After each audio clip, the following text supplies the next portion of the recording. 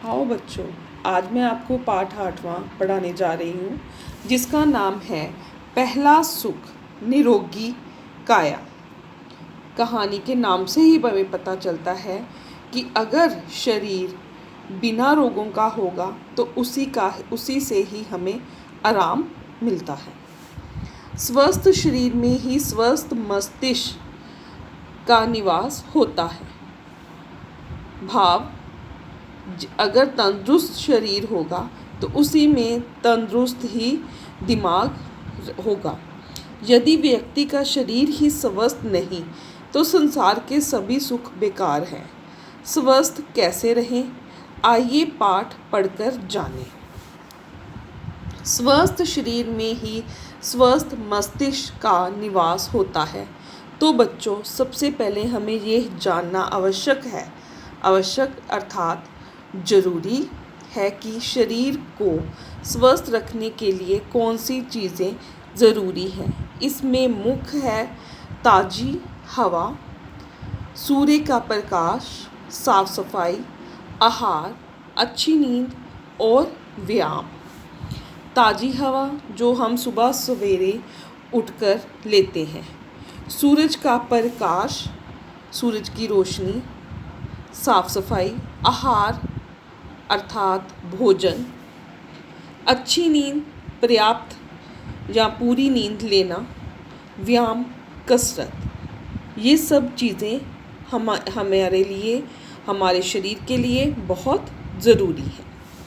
ताज़ी हवा लेने के लिए हमें ये ध्यान रखना चाहिए कि हमारे रहने वाले कमरे काफ़ी हवादार हों, फेफड़ों को ज़्यादा से ज़्यादा ताज़ी हवा मिल सके।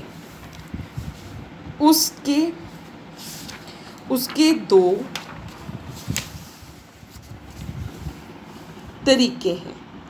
पहला, खुली जगह में व्यायाम करना, यानी कि खुले स्थान पर कसरत करना। दूसरा, मुंह ढककर ना सोना।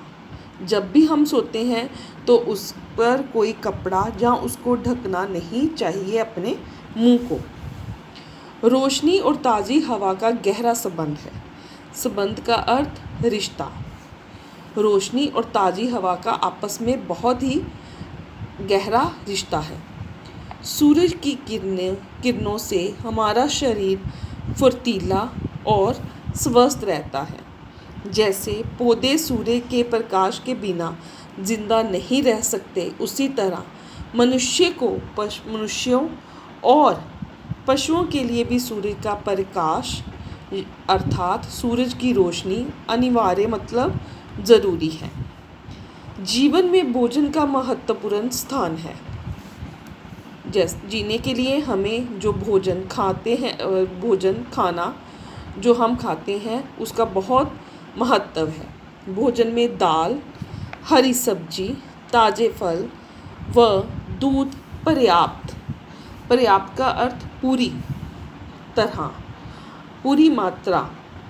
पर्याप्त मात्रा में लेने चाहिए। हमेशा सादा व संतुलित बराबर भोजन करना चाहिए। संतुलित का अर्थ जैसे मैंने बताया बराबर, उसका अर्थ है कि भोजन में जो भी हम वसा, चर्बी, कार्बोहाइड्रेट्स आदि लेते हैं खाने में, वो बराबर मात्रा में होनी चाहिए। रोगों से बचने के लिए सफाई आवश्यक है। शरीर को सफाई रखने से हमें ताजगी मिलती है। शरीर पर पानी डालना ही काफ़ी नहीं, अच्छे साबुन का प्रयोग भी करना चाहिए। इससे हमारी त्वचा शरीर के छिद्र साफ रहते हैं। भोजन से पहले और बाद में हाथ साबुन और पानी से अच्छी तरह से धोने चाहिए। प्रतिदिन हर रोज़ सुबह और सोने से पहले अपने दांत साफ करने चाहिए। हर 3-4 महीने के बाद अपने ब्रश को बदल लेना चाहिए। भोजन खाने के बाद अच्छी तरह से कुल्ला करना चाहिए। नाखून हमेशा काटकर साफ रखने चाहिए। इन्हें दांत से काटकर छोटा करना बुरी बात है।